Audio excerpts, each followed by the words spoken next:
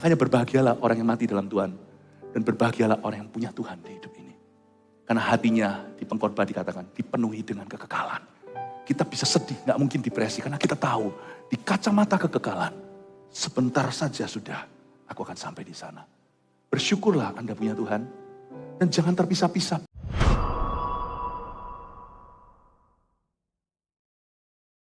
Betapa hati kami mengasihimu.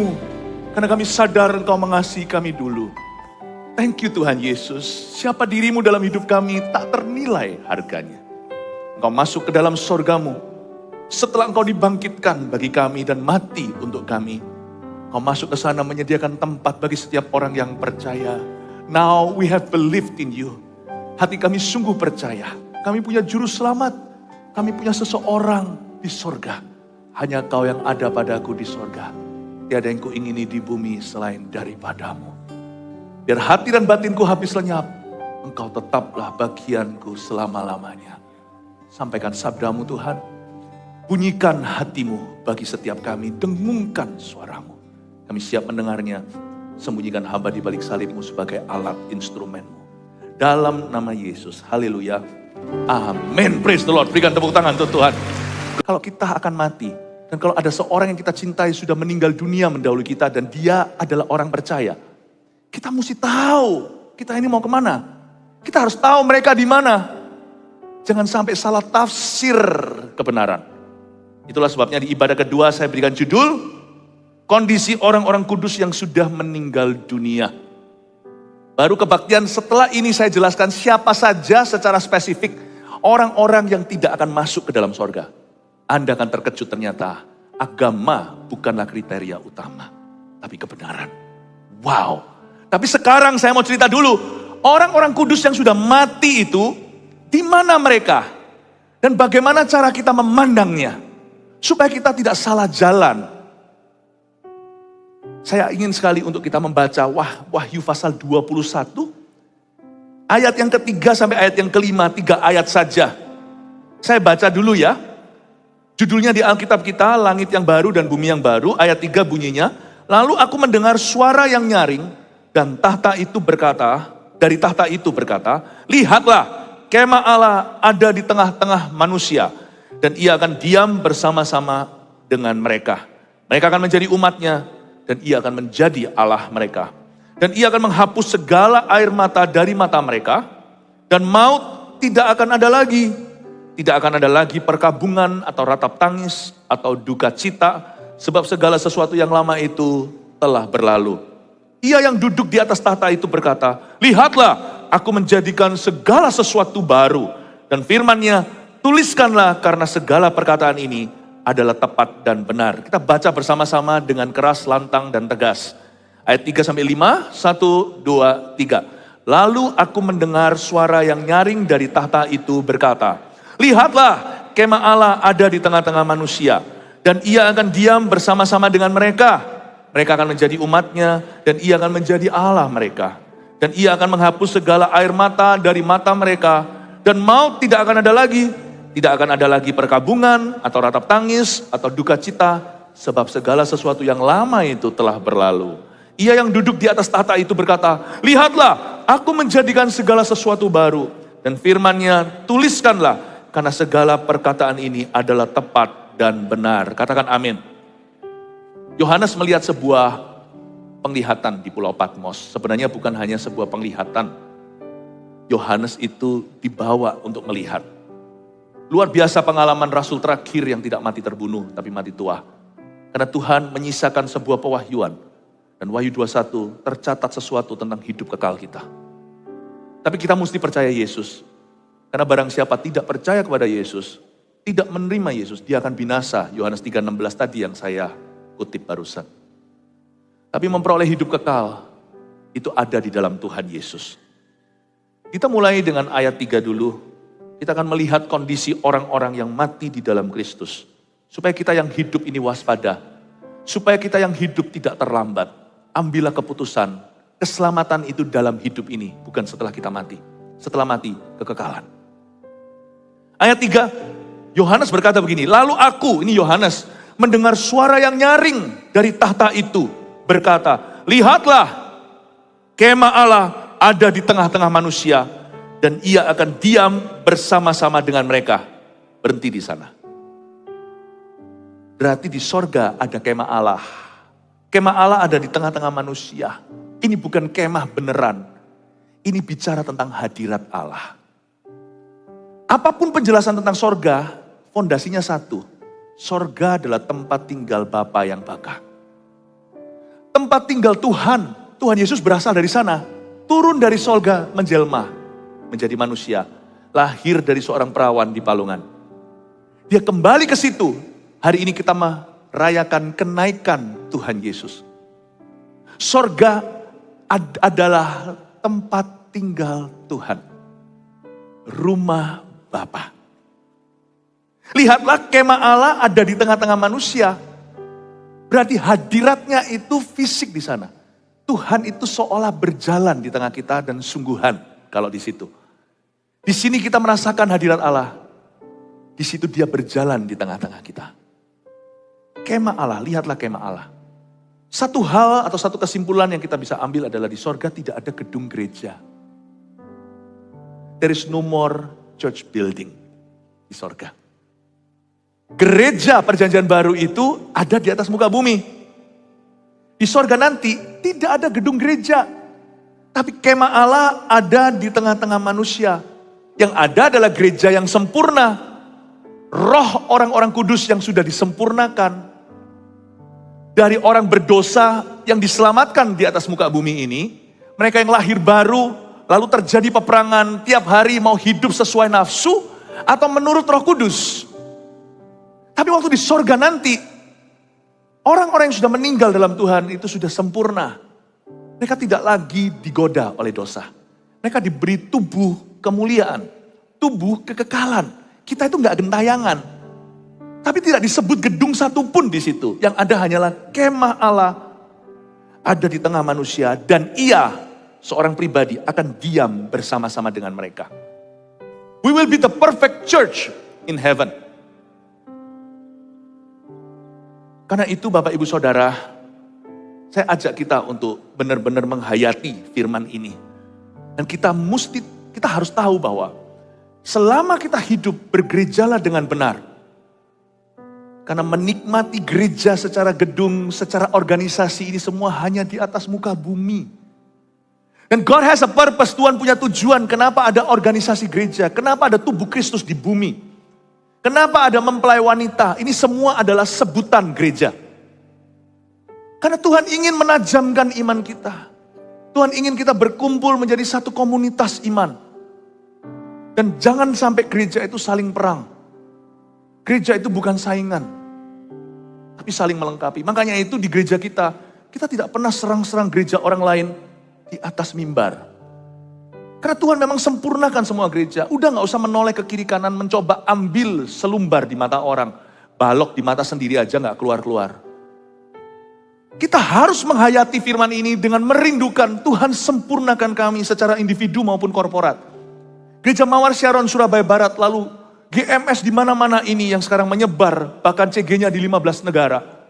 Kita punya satu tanggung jawab. Lord Jesus, perfect our faith. He is the author of our faith. Dialah yang memulai iman kita. Dia juga bisa menyempurnakannya. Gak perlu, itu bukan bisnismu. Bukan urusanmu untuk menghakimi orang lain. Tugas kita hanya bertumbuh, tugas kita hanya berbuah. Dan kita saling menjaga. Kenapa gereja kita menitik beratkan pemuritan? Karena kita tidak mengumpulkan followers. Kalau gereja mau begitu marketing namanya. Saya bisa aja pasang orang-orang yang draw the crowd atau yang menarik massa. Enggak, kita enggak bertumbuh dari massa. Kita bertumbuh dari bawah, grassroots. Pertumbuhan kita itu harus quality. Kita mengalami pertumbuhan, tapi biarkan pertumbuhan kita itu rimbun buah, bukan rimbun daun. Itulah sebabnya dititik beratkan iman. Pengajaran dalam gereja, karena firman Tuhan itulah yang mencuci bersih mempelai wanita. Sehingga tidak ada kerut, tidak ada noda. Hadirat Allah, besi menajamkan besi, manusia menajamkan manusia. Jangan mudah quit, dikit-dikit quit. Dikit-dikit mau meninggalkan gereja. Nanti di sorga tidak ada gedung gereja, bukan berarti tidak ada gereja. Ada kemah Allah. Komunitinya tetap, hubungannya tetap, malah disempurnakan. Gereja itu tetap ada, tapi umat Allah yang sempurna. Tahukah bahwa kehidupan kekal itu dimulai ketika kita mengenal Yesus? Sekarang ini kita sedang OTW, on the way ke sana. Yang kita bawa nanti bukan mobil perhiasan, yang kita bawa bukan properti kita, yang bawa bukan uang, bahkan badan kita ini pun debu menjadi debu, tanah menjadi tanah. Tadi kebaktian pagi saya jelaskan sampai ke kremasi. Kalau ada orang Kristen yang tidak dikremasi, alasannya bukan karena dibutuhkan balung tulang belulangnya untuk tubuh kemuliaan. Gak ada hubungan. Semua itu nanti baru, langit baru, bumi baru. Saya tetap pro menguburkan. Gak dibakar karena itu lebih tradisional, orang Kristen lebih mudah diterima. Tapi everything in heaven will be new. Tetapi satu hal yang akan tetap kita bawa itu adalah kerohanian. Yang kita bawa adalah hubungan kita. Heaven, sorga itu bukan tempat lupa, tempat demensia, tempat Alzheimer, tempat paralisis, tempat orang lumpuh, tempat orang tuli. Sebab waktu di sana nanti tubuh kita itu tubuh kemuliaan sempurna, tidak ada sakit penyakitnya. Sorga itu bukan tempat lupa, sorga itu tempat ingat. Ibadah satu, nanti dengar sendiri. Sorga itu tempat sosial, disebut kota yang kudus. It's a city. City atau hub. Orang multikultural di sana. Segala bahasa akan memuliakan Allah. Mereka semua bangsa dari segala ras di bumi satu hati, satu suara. Berkata Hosana, Hosana indah ayas. Justru orang Alzheimer itu sembuh selamanya di situ. Orang lumpuh punya kaki berjalan. Orang buta punya mata melihat. Dan ini bukan khayalan, ini semua adalah firman. Sorga itu tempat ingat. Yang kita bawa itu kerohanian kita, iman. Imanmu itu paling berharga, harta bisa amblas gak apa-apa dicari lagi. Iman amblas, kau kemana? Jangan lepaskan imanmu pada Tuhan. Demi promosi di tempat kerja. Demi nikah campur supaya bisa menikahi dia, pindah agama. Don't do that. Karena karirmu di bumi tidak kau bawa. Jangan lepaskan itu. Imanmu itu equals atau sama dengan kekekalanmu. Jangan salah percaya. Jangan salah ikut si dia. Si diamu harus Yesus Kristus Tuhan. Amin Bapak Ibu. Apalagi yang kita bawa ke situ, hubungan kita itu dibawa. Jangan bingung gini loh, aku tuh punya seorang yang, si iniku atau si ituku sudah meninggal dulu. Dia ingat gak ya sama aku hari ini? Ingat. Asal dia matinya dalam Tuhan loh ya. Dia gak binasa. Dia tidak berada di api kekekalan. Tapi di sorga yang bakar. Dia ingat sorga bukan tempat lupa, tempat pikun. Sorga itu tempat ingat. Ada orang spekulasi nanti di sorga usia kita berapa. Ada yang spekulan berkata di usia-usia Yesus itu waktu dibangkitkan usia segitu. Saya gak berani mendahului firman. Pokoknya. We will be in our perfect state. Jadi jangan keluhkan semua kekuranganmu di dunia ini. Mujizat terjadi, amin. Saya percaya itu bagian dimensi kerajaan Allah. That the full manifestation of the kingdom, manifestasi penuh daripada kerajaan Allah akan didemonstrasikan detik kau mati. Atau detik Yesus datang kembali. Full demonstration of God's kingdom. Itulah sebabnya jangan keluhkan kalau kita ada kekurangan di hidup ini. It's okay lah. Hidup itu lose some, win some. Kalau bisa win all, nggak apa-apa. Makanya kita berusaha. Kalau kita nggak berusaha biasanya kan lose all. Kita berusaha aja masih lose some kok. Fight the good fight of faith. And don't lose your heart. It's not the end in this life.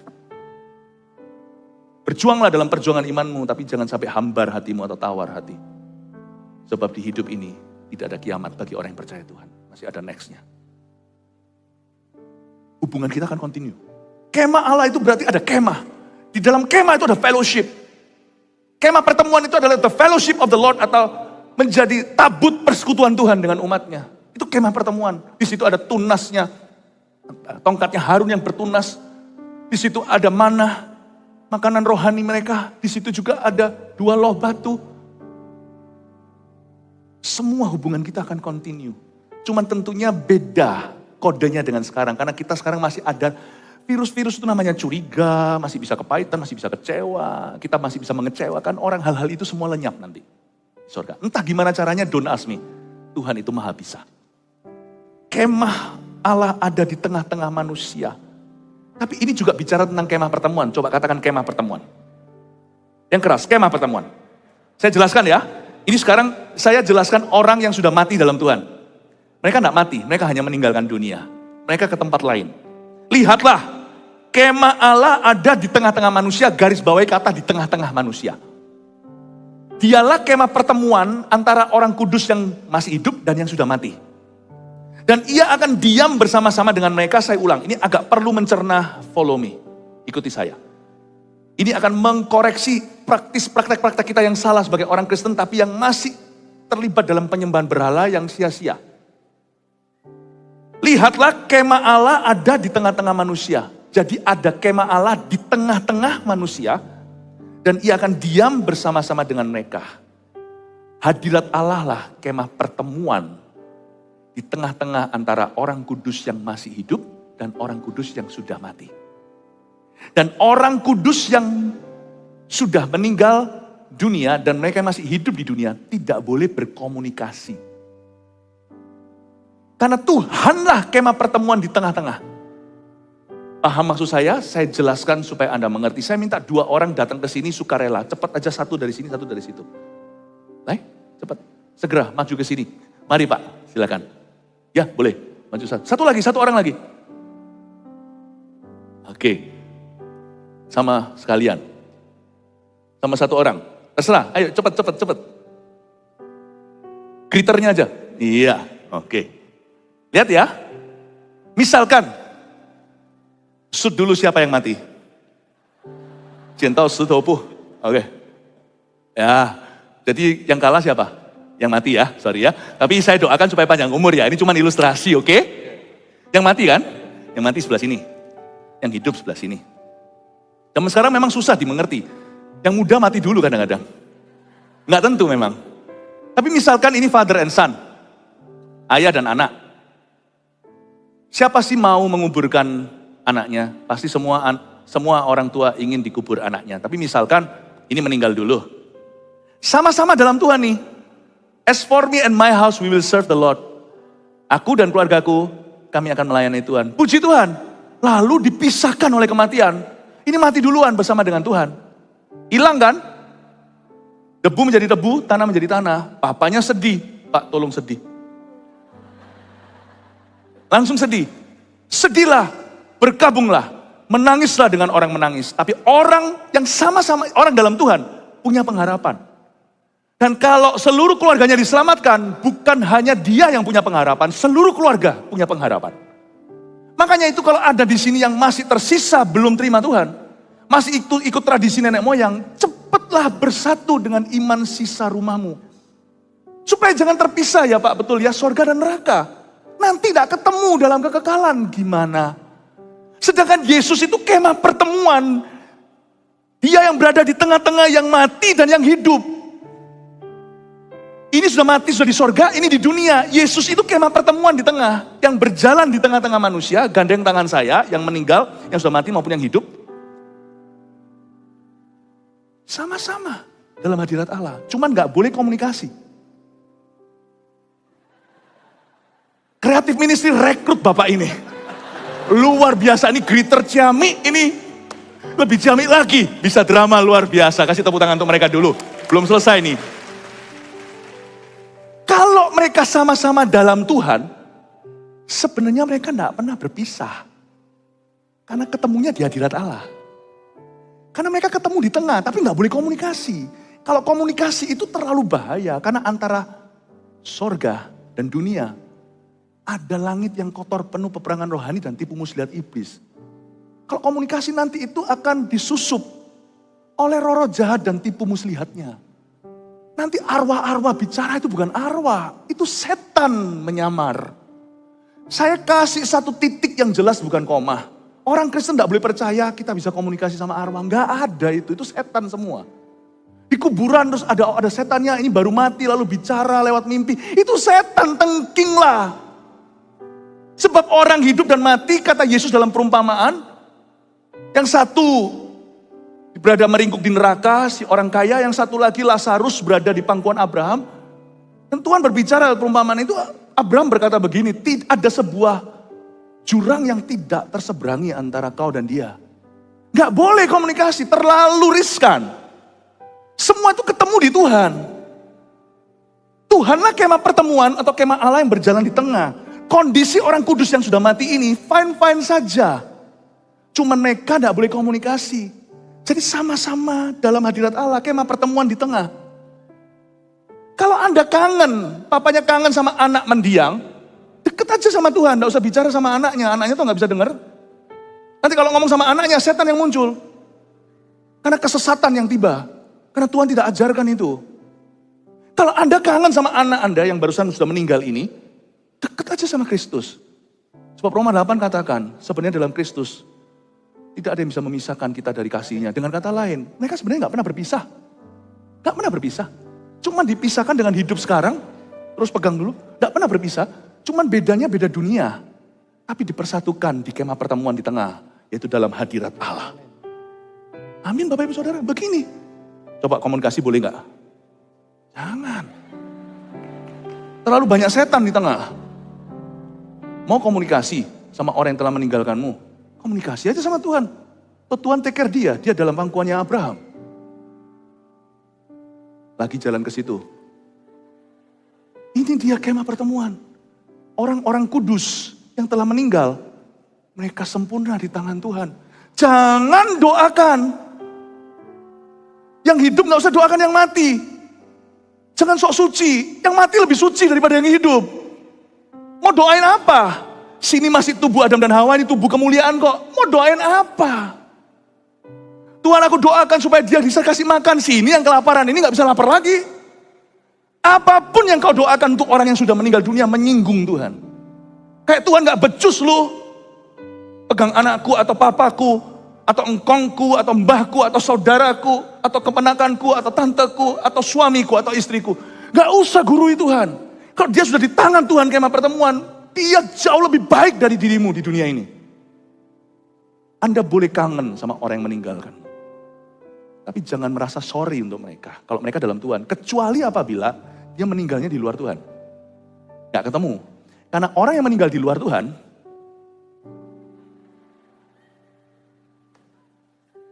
dia terpisah sama Kristus selama-lamanya. Paham? Dia terpisah sama Kristus selama-lamanya. Karena dia terpisah sama Kristus selama-lamanya. Kalau ini di dalam Tuhan, Anda berdua juga akan terpisah selama-lamanya. Inilah sebabnya saya tidak rela satu anggota keluarga saya di luar Kristus. Tetap di sini dulu Pak. Tetap di setrap, jangan. Itulah sebabnya saya mati-matian akan berdoa. Anggota keluarga saya yang terakhir, yang belum dalam Tuhan, Lord have mercy. Bukan agama. Kristus itu jalan kebenaran. Kristus itu kehidupan. Gak ada seorang pun dapat datang kepada Bapa kecuali melalui aku. Kalau sekarang saya dalam drama ini saya melambangkan Kristus. Kalau saya aja, maksudnya Kristus saja pisah selama-lamanya sama dia. Bagaimana yang dalam Tuhan bisa ketemu sama kekasihnya yang di luar Tuhan? Gimana? Terima kasih, jangan disetrap gitu terus, kasihan. Kasih tepuk tangan untuk mereka. Terima kasih Pak. Terima kasih, God bless you. Ini yang disebut kemah pertemuan. Kemah Allah di tengah-tengah manusia. Dan ia bersama mereka. Sedihlah kalau Anda ditinggal meninggal dunia oleh orang yang amat sangat cinta. Tapi berbahagialah Anda kalau Anda sudah injili mereka. Atau lebih tepatnya kalau orang itu yang injili Anda. Wah fine-fine saja. Orang itu sudah dalam Tuhan pemenang jiwa. Orang itu sang pemenang jiwa. Sang penjala manusia. Udahlah. Dan jangan berdoa sama orang mati. Minta berkah dan perlindungan dari mereka. Kalau mereka bisa melindungimu. Mereka gak mati dari awalnya. If they can really protect you, they would not die in the first place. Betul nggak? Kita minta berkat, kita minta perlindungan dari orang mati. Buat apa? Malah mengundang roh jahat nantinya. Kita nggak menyadari ini. Ini bukan logika saja. Ini common sense Tuhan. Kalau mereka bisa lindungi kita, mereka udah nggak akan mati dari sononya. Janganlah taruh harapanmu pada manusia, kata firman Tuhan. Itu jerat. Apalagi manusia yang mati. Jangan taruh harapanmu pada mereka. Taruhlah harapanmu pada Tuhan Allah yang hidup. Yesus Kristus yang naik ke sorga. Dialah namanya. Haleluya. Saya tidak mau kalau orang datang ke saya, oh boleh enggak saya sembahyang sama orang mati. Atau boleh enggak saya itu berdoa kepada nenek moyang saya nggak mau berkata, tidak boleh dosa, saya harus memberi penjelasan. Tuhan itu nggak jahat. Lalu tuduh dan berkata, kamu itu dosa gini gitu. Tuhan kita itu kebenaran, jadi dia selalu punya penjelasan yang masuk ke akal budi kita. Inilah penjelasan terbaik yang bisa saya berikan tentang kemah pertemuan. Kondisi orang-orang kudus yang sudah meninggal dunia, mereka di tempat yang sangat indah. Dan mereka di tempat yang nyata, sorga itu nyata. Bahkan ada ayat yang berkata begini, Musa berfirman, Tuhan berfirman lewat Musa, 1 hari di sorga sama dengan 1000 tahun di bumi. Keluarkan kalkulatornya, 24 jam. Bukan berarti sorga itu ada jam dinding. Di sorga itu kekekalan, tapi ini semacam ada sebuah perbandingan yang diberikan bahwa sorga dan bumi itu jomplang. Seperti seolah 1 hari di sana itu 1000 tahun di bumi. Musa berkata begitu, coba keluarkan kalkulatornya, 24 jam sama dengan 1000 tahun. 20 tahun itu berapa jam di sorga? Saya keluar dari perhitungan saya setengah jam. Jadi kalau 20 tahun lagi Anda mati, di mata Tuhan Anda sisa cuma setengah jam hidup. Kalau kita hidup 20 tahun lagi itu cuma setengah jam saja, setengah jam doang. Saya umur 50, kalau saya bisa hidup sampai umur 90 itu cuma sisa 1 jam hidupku. Kalau saya hidup sampai umur 80 dari saya sekarang umur 50-an, belum 50 sih, berarti saya cuma punya 45 menit sisa. Itulah sebabnya orang yang meninggal dalam Tuhan dan keluarga yang ditinggalkan tapi mereka dalam Tuhan, yang susah itu yang ditinggalkan. Karena merasa lama, hari per hari itu terasa lama sekali. Tapi yang meninggalkan mereka, misalnya ditinggal suaminya dulu atau istrinya, gak akan masuk ke jantungnya sorga, gak akan masuk ke perutnya sorga. Karena dia sadar di sana, bahwa sebentar lagi, 1/4 jam lagi akan ketemu istrinya. Paling cuman ngandok, ini bahasa saya ya, paling dia akan hangout di kafe-kafe dekat gerbang. Tapi yang ditinggal ini kerasa lama sekali. Makanya setialah. Setialah. Orang tua dan anak aja, misalkan jarak usia mereka 30 tahun. Orang tuanya dipanggil dulu pergi itu sebentar lagi susul anak. Meskipun anaknya masih muda. 30 tahun itu cuma 45 menit. 20 tahun itu setengah jam. 45 menit lagi I'm going to meet my son. Kita di sini jangan merasa muda. Wah, aku masih muda kok, pesta pora nanti baru bertobat waktu tua. Jangan lakukan. Waktumu cuma tinggal 3/4 jam. Dan kalau kita ditinggal oleh seseorang yang mati dalam Tuhan, sedihlah, tapi jangan sedihnya menjadi depresi. Karena kita tahu, sebentar lagi kita akan reuni. Setialah di ladangnya. Jangan lepaskan imanmu. Paham Bapak Ibu? Amin saudara. Amin. Tapi terus terang saya beritahu, yang meninggalkanmu gak kerasa. Pernahkah Anda ke luar negeri? Misalnya liburan, itu anak akhirnya mengizinkan Anda pergi suami istri honeymoon lagi. Anak mungkin sudah mulai besar, SMP gitu. Anak di rumah nunggunya lama. Saya dulu sama istri saya waktu pergi bukan jalan-jalan, tapi waktu kami pergi kerja. Pergi kerja, harus ke luar negeri. Zaman-zaman itu kami bisnis atau waktu pelayanan. Anak saya itu ngitungnya lucu, waktu kecil kan gak ngerti waktu. Jadi dia hitung berapa kali dia tidur. Akan ketemu mama papanya. Mami, daddy, aku akan tidur 7 kali lagi ketemu sama mami. 7 kali lagi, dia hitungnya dengan tidur, termasuk bobok siangnya. Karena kami pergi paling cuma 3 hari. Tapi anak kecil tunggunya lama, kami di situ sibuk ketemu orang, jalan sana sini, banting tulang, gak kerasa 3 hari lewat. Di sorga itu gak kerasa, di sini yang kerasa. Makanya berbahagialah orang yang mati dalam Tuhan, dan berbahagialah orang yang punya Tuhan di hidup ini. Karena hatinya di pengkhotbah dikatakan dipenuhi dengan kekekalan. Kita bisa sedih, gak mungkin depresi. Karena kita tahu di kacamata kekekalan, sebentar saja sudah aku akan sampai di sana. Bersyukurlah Anda punya Tuhan. Dan jangan terpisah-pisah please. Suami Kristen, istrinya enggak. Ini bukan soal agama. Lalu papa mamanya belum, anak-anaknya udah pelayanan.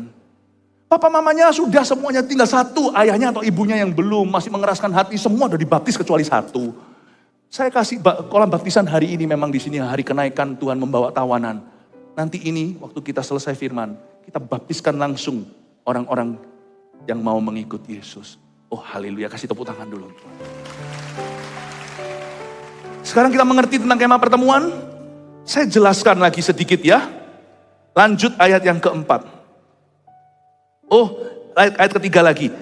Saya bacakan, ia akan diam bersama-sama dengan mereka, lalu kalimat berikutnya, mereka akan menjadi umatnya dan ia akan menjadi Allah mereka. Nanti di sorga cuma ada satu pastor. Kita semua akan jadi saudara seiman. Hanya ada satu gembala. Dia akan menjadi Allah kita. Kita menjadi umatnya. Semua pastor di dunia ini lakukan tugasmu dengan sebaik-baiknya. Saya bicara kepada para pendeta, hamba-hamba Allah, full-timer. Karena nanti waktu kita di sorga, we're no longer pastors. Kita ini hanyalah babysitter. Nanti waktu di sorga, mereka menjadi umatnya. Dan ia akan menjadi Allah mereka. Kita semua hanyalah saudara seiman. Makanya seorang pastor jangan teritorial. Seorang hamba Tuhan jangan merasa memiliki atas umat Tuhan dan menggembalakan mereka dengan paksa. Atau dengan tangan besi juga. Gembalakan mereka dengan teladan. Bapak Ibu Saudara, tugas kami termasuk saya itu sampai di bumi atau sampai akhir hayat saja. Untuk bisa jaga memberi makan seperti ini itu cuma sementara. Someday we're equal.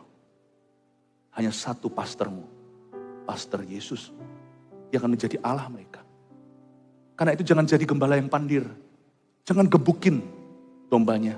Jangan dijadikan lem chop mereka. Jangan pukuli sesama hamba Allah. Nanti Tuhan yang datang, Tuhan itu datang dengan murka dan berkata, kau hamba yang jahat. Karena Tuhan berkata mereka akan menjadi umatnya, dia menjadi Allah mereka, dia menjadi gembala agungnya ayat 4. Dan ia akan menghapus segala air mata dari mata mereka. Berhenti di sana saya jelaskan. Air mata apa saja yang akan dihapus oleh Tuhan, tuliskan.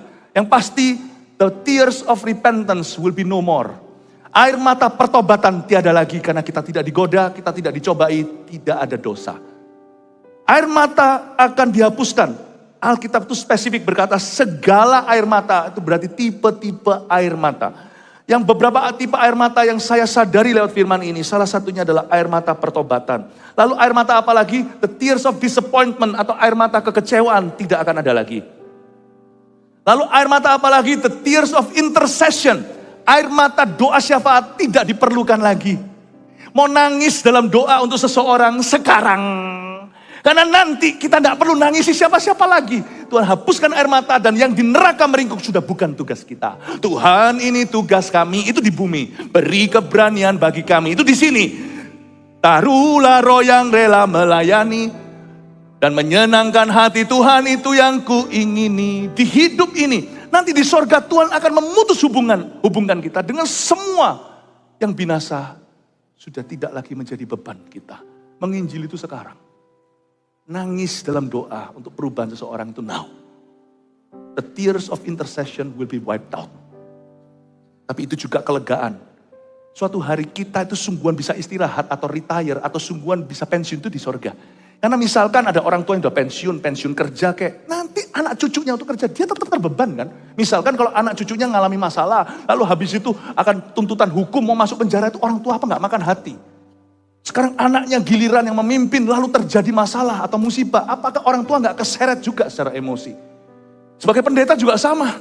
Kalau misalnya nanti keturunan kita anak rohani atau anak kandungnya, cucunya. Lalu mereka pelayanan, lalu mereka mengalami sesuatu.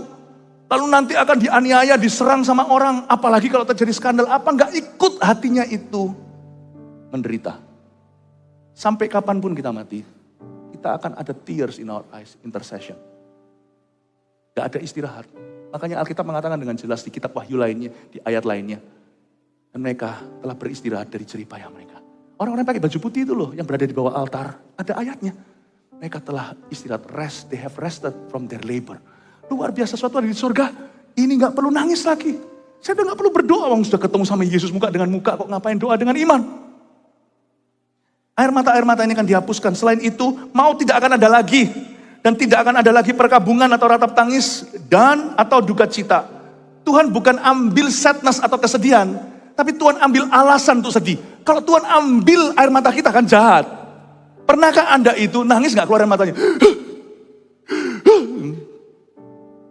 Kan jahat. Yang Tuhan ambil itu bukan air matanya. Kalau disebut di sini Tuhan menghapus air mata itu Tuhan hapus alasannya. Kasihan kalau orang berkabung. Orang berkabung gak boleh nangis. Jangan nangis, cengeng kamu. No. Saran saya kalau Anda berkabung, nangislah. Nangislah senangis-nangisnya. Kalau Anda tidak bisa lewati grief atau pergabungan, Anda tidak akan pulih. Nangislah. Jangan hakimi mereka nangis suruh ketawa. Bukan musimnya. Bayangin kalau mau nangis tidak bisa nangis.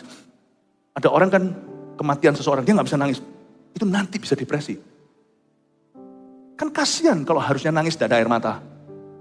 Berapa orang sakit matanya kering. Perlu tetesan, itu mahal. Air mata itu gak free, dikasih karunia itu hargailah. Gak nangis, gak bisa. Tuhan tidak menghapus air mata kita dengan mengambil air mata kita. Tuhan menghapus air mata kita dengan mengambil alasan kita bersedih. Di sorga, tidak ada alasan kita bersedih. Cabut secara kekal oleh Tuhan. Salah satunya yang saya jelaskan di ibadah 1 tadi adalah Tuhan meniadakan laut, oceans apart. Ada sungai di situ, ada lake kali, ada danau. Tidak ada laut, berarti tidak ada perpisahan sementara. Tidak ada perpisahan selama-lamanya.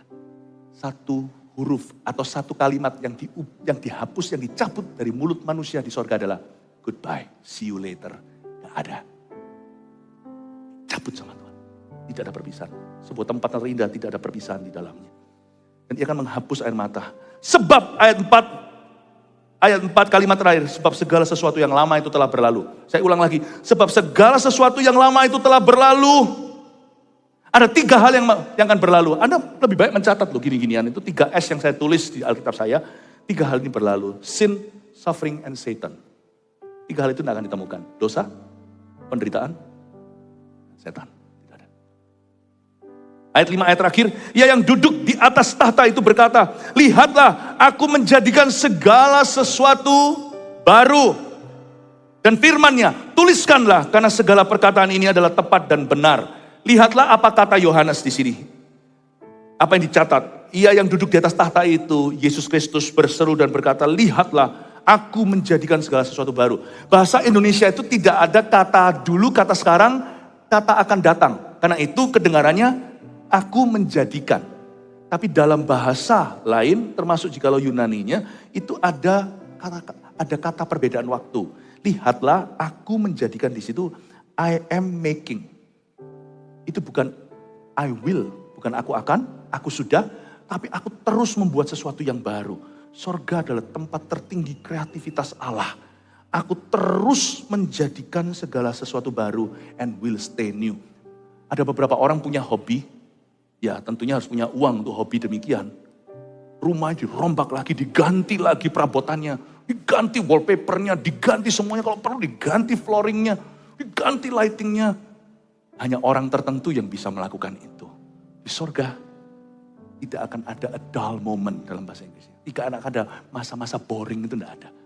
Sorga adalah tempat kreativitas Allah melebihi semua zaman penciptaan. Di mana dari hari ke hari, I am making something new. Luar biasa, makanya itu tidak terasa di sorga itu. Kekekalan pun terasa sebentar. 3 poin ini saya ingin Anda catat untuk bawa pulang ke rumah di akhir khotbah saya. Kondisi orang-orang kudus yang sudah meninggal dunia, nomor 1. Tidak ada gedung gereja di sorga karena kita berjumpa Kristus muka dengan muka. Ini yang kita bisa pelajari dari ayat 3 sampai ayat 5. 2. Orang kudus yang hidup dan mati tidak berkomunikasi. Namun berada di hadirat yang sama. Kalau Anda kangen sama orang yang meninggalkan Anda, dekat aja sama Tuhan. Sama aja kok. Kalau Anda mendekat, orang sebelahnya juga dekat kok. Dialah kemah pertemuan. Dan kalau Anda semakin mendekat, semakin banyak perasaan kekekalan di dalam hatimu. Jangan jauh dari Kristus. Jangan doa sama orang mati. Dekat aja sama Kristus. Sami mawon, sama saja. Dialah kemah pertemuan. Kemah Allah yang tinggal di tengah-tengah antara orang kudus yang mati dan orang kudus yang hidup. 3. Kehidupan kekal di sorga sebenarnya sudah dimulai. Sejak hidup kita dalam Kristus di dunia. Filipi 1 ayat 21 gak usah dibuka, tetapi bagiku hidup adalah Kristus dan kematian adalah keuntungan. Maksudnya kalau kita sekarang mulai hidup bagi Kristus, kematian adalah keuntungan, maksudnya kematian itu hanyalah sebuah pintu continue. Jangan percaya orang berkata kita sudah di sorga, jelas-jelas belum loh. Baca koran, coba lihat berita, kita belum di sorga. Setan di mana-mana. Sorga tidak ada setan, no sin, no suffering, no Satan. Tapi Kehidupan kekal sudah dimulai sejak kita terima Tuhan. Memang kita masih terjebak dalam kemah, bukan kemah pertemuan. Kemah Adam dan Hawa. Kita harus hidup oleh roh, bukan oleh daging kita. Tiap hari ada peperangan dan perjuangan, belum selesai nih. Belum wisuda. Tetapi sebenarnya roh kita itu akan kembali ke Bapa. Kehidupan kekal itu sudah mulai sejak kita kenal Tuhan. Dan nanti waktu kita mati atau Tuhan datang kembali, dalam sekejap mata kita akan diubahkan. Bapak, Ibu, Saudara, saya berdoa supaya Anda semakin menyadari betapa pentingnya keselamatan. Betapa pentingnya seluruh keluarga diselamatkan. Jangan main-main soal keselamatan, karena tidak ada api penyucian. Itu tidak alkitabiah. Tidak ada. Kalau ada api penyucian, buat apa Yesus mati mengenaskan? Buat apa saya kasih ginjal saya satunya kepada Anda, kalau ternyata minum obat aja bisa? Buat apa? Sampai seorang ibu waktu melahirkan anaknya suruh pilih mama atau anak, akhirnya mama yang berkorban, matilah dia. Ternyata ada jalan lain kok. Tidak ada api penyucian. Bagi setiap orang hidup hanya sekali, lalu kemudian penghakiman. Keselamatan itu sekarang, menyelamatkan orang juga sekarang. Bukan kita sih, Yesus yang menyelamatkan, tapi kita bisa tuntun orang pada kebenaran. Saya berdoa, keluarga kita semuanya, seluruh isi rumah tangga kita diselamatkan. Haleluya, kasih tepuk tangan untuk Tuhan.